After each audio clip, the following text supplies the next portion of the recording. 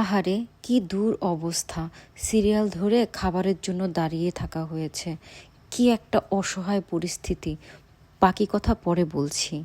আমরা যাচ্ছি বন্দর ঘাট হয়ে, ফেরি পার হয়ে, অনেক বড় শীতলক্ষ্যা নদী পার হয়ে, গুড়ি গুড়ি পিরি পিরি বৃষ্টির মধ্য দিয়ে কখনো মেঘ আসতেছে, কখনো থামতেছে, চতুর্দিকে কালো কালো হয়ে আছে, মেঘে আচ্ছন্ন হয়ে আছে। এত সুন্দর একটা পরিবেশ, এত ভালো লাগতেছিল, এত ভালো লাগতেছিল নদী পার হতে, কি বলবো, অসম্ভব মজা। ঠান্ডা বাতাস, বাতাস খেতে খেতে চলে গেলাম। আপা, আপনি কি আসলামের বিরিয়ানি খেতে এসেছেন? এখন কি আপনি সিরিয়ালে দাঁড়াইছেন? কি ফেমাস বিরিয়ানি, সিরিয়ালে দাঁড়ায় নিতে হয়। আমরা কি 4টা নিলাম? 5টা। রান্না তো শেষ মনে হয় না?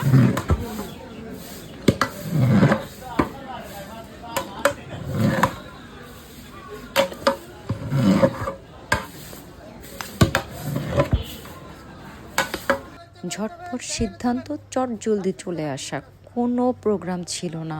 ঝটপট অফিস থেকে বের হয়েই চলে গেলাম আমরা আসলামের বিরিয়ানি খেতে বুরুন্দিতে।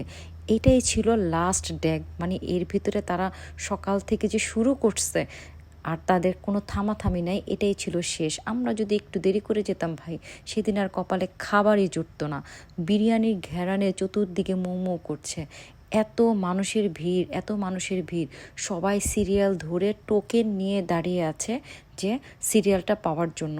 কপাল ভালো, আল্লাহ রিজিকে রাখছিল, সেই জন্য আমরা যে পৌঁছাইছি একদম ওই সময়। এটাই ছিল লাস্ট ডেক। অনেক লোক দূর দূরান্ত থেকে আসছে, তারা খাবার পায়ও নাই, আমরা পেয়েছি। আমরা আগেই কি করছি, মহিলাদের সিরিয়ালে গিয়ে দাঁড়াইছি, আমাদেরকে টোকেন দিয়ে দিছে, আমরা টোকেনের জন্য দাঁড় করিয়ে রেখেছি। আমার ছোট বোনকে যে তুই দাঁড়ায় থাক, আমি দেখি যে বিরিয়ানি রান্না হচ্ছে কিনা। ওইদিকে আবার যাইয়ে দেখলাম ড্যাগের গরম গরম বিরিয়ানি, আবার ভিডিও করে নিয়ে আসলাম। ছোট বোনের জামাই আসছে, ওকে নিয়ে গেলাম আসলামের বিরিয়ানি খাওয়ার জন্য। এই বিরিয়ানির আর বলার কিছুই নাই, দেশ দেশান্তর সবাই জানে আসলামের বিরিয়ানি বুরুন্দির বাজারে অনেক মজা। এই দেখেন কতগুলো বিরিয়ানি দিয়েছে, প্লেট ভর্তি বিরিয়ানি মাত্র 300 টাকা। ভাই, এই বিরিয়ানিটা আমরা 3জনে মিলে খাইয়ে শেষ করতে পারবো না, এত বেশি বেশি দেয়। আর ভরপুর মাংস, আর বিরিয়ানির টেস্টও মাশাল্লাহ অসাধারণ, খুবই খুবই ভালো লাগে। আর ভালো না লাগলে কি আর এত লোক যায় খাওয়ার জন্য? এত এত লোক প্রতিদিন, এত এত ভিড় থাকে, প্রত্যেক দিন চলে। আর এত গোশ দেয়, এত কিছু, মানে আমরা খেয়ে শেষ করতে পারবো না। আমি তো এটাই নিয়েছিলাম যে 3টা পার্সেল আর 2টা টেবিলে, 2টা 4জন খাইতে পারতাম। তুই যে কথা বলছিস ধরো দিছি, আমার জামাই যে খাতো না রে, এমনি কয়। কি খাইতে পারবে?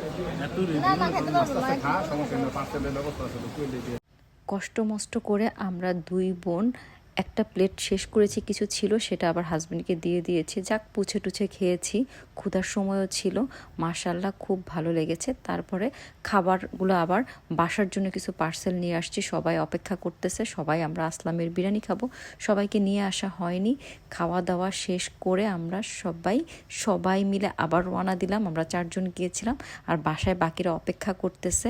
ভাই, আসলামের বিরিয়ানিটা খেতে খুবই খুবই ভালো লাগে। আমার তো, আমি যতবার যাই আমার খুব মজা লাগে। অবশ্য এক একজনের মজা এক এক রকম। আপনাদের যদি ভালো লাগে তো আপনারা যেয়ে ঘুরে খেয়ে আসবেন, তবে ভালো লাগবে ইনশাল্লাহ, আশা করি।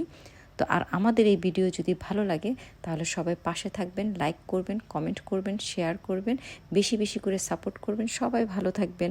আল্লাহ হাফেজ।